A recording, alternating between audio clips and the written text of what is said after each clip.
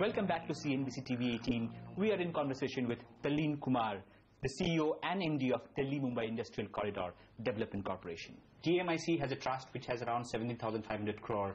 That's a revolving fund. Are there any plans to leverage this to raise more funds from the market in the future?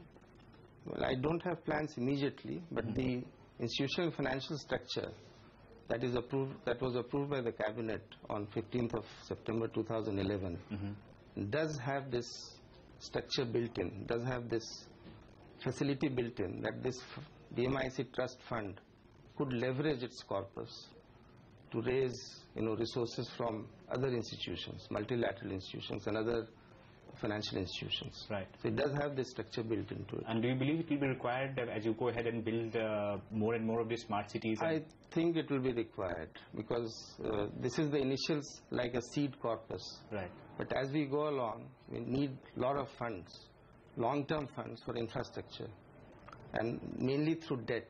70% of it roughly has to be debt. Okay. And that too in rupee loans. So that we don't have to worry about foreign hedging exchange rate risk and interest rate risks. Right. So that would be a primary requirement as we move along. Right.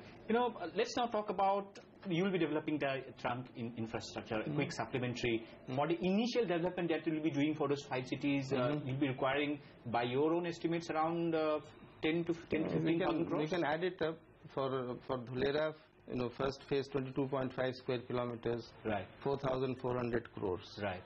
40 square kilometers of Chandra, right. somewhere between 5,000 to 6,000 crores. Right. So roughly you can say 9,000, 10,000 crores in these 2 cities. And then in Vikram Udyog Puri, 300 to 400 crores. Right. In the integrated industrial township at Greater Noida, somewhere about 1,200 crores. The first phase is 617 crores. And in Global City in Gurgaon, I can't say because we are in the process of master planning. The master planning will be over in March 2015. Right. So anyway, the requirement from that will get added. So you can add up the figures. So how much investments do you expect in all these cities as you embark on this phased development of the smart cities?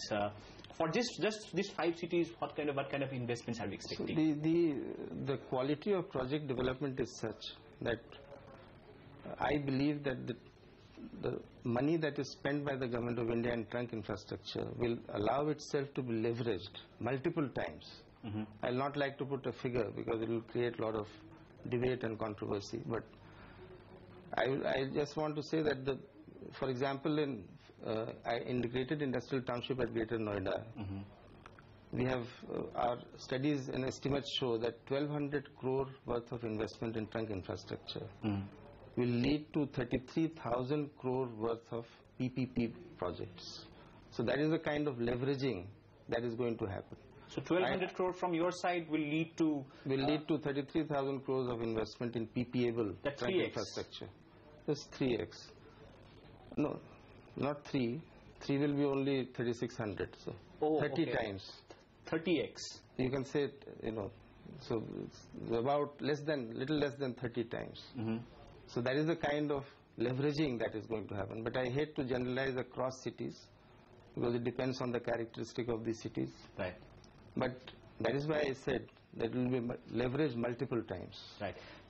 So have prospective investors talked to you regarding this? We understand that the Japanese companies actually may have a priority entry into all these smart cities and the corridor. So this is a partnership project with the government of Japan, but all the projects that are developed by using resources from government of India will have to be bid out.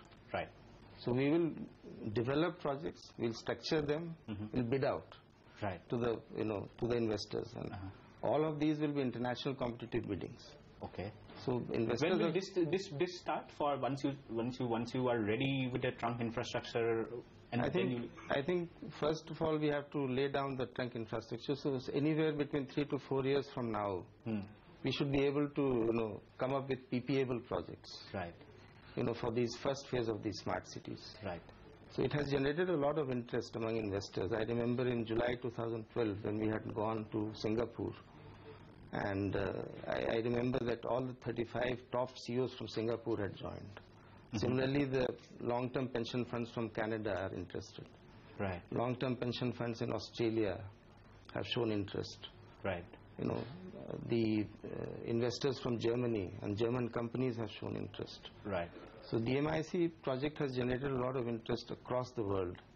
And I have been talking to a lot of private equity investors. So PE guys are interested in... They are all interested. They are looking at projects. They are looking at how we are developing them. They are looking at the timelines. They are looking very closely at this project. Any confirmations? I mean, I know it's a very initial stage. It's early stages, but the amount of interest is an indicator that there is surely a large number of investors would be interested. So will you need roadshows for this? I don't want to say that I don't need roadshows, but the amount of interest is sufficiently high. Right. So you are satisfied with the interest that... I am quite satisfied with the amount of interest that is shown in the DMIC project. Let's now discuss, as we conclude this interview, about the process of building industrial corridors in India itself. DMIC, of course, has been the pioneer, and you guys have been working for the past 5 to 8 years on this.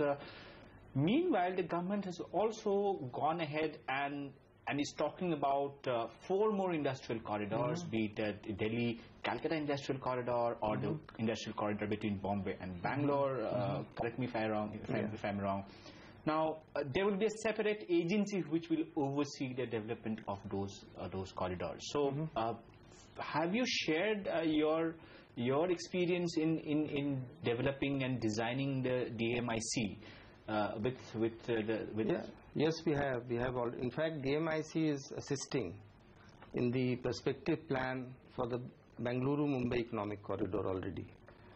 DMIC has already given inputs for the Chennai-Bengaluru industrial corridor.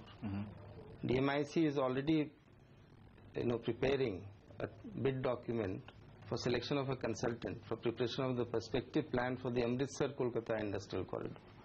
So the DMIC will be happy to provide its technical expertise to all these industrial corridors. And in fact, the Government of India has already decided to set up a National Industrial Corridor Development Authority, which will house all these corridors. The reason behind this is very simple, that the learnings and the experience of DMIC project, of project development, of project structuring, of project execution, of project implementation, all that can be transferred to the other corridors, and they don't have to reinvent the wheel. Mr. Talin Kumar, it was a pleasure talking to you, and thank you for joining us.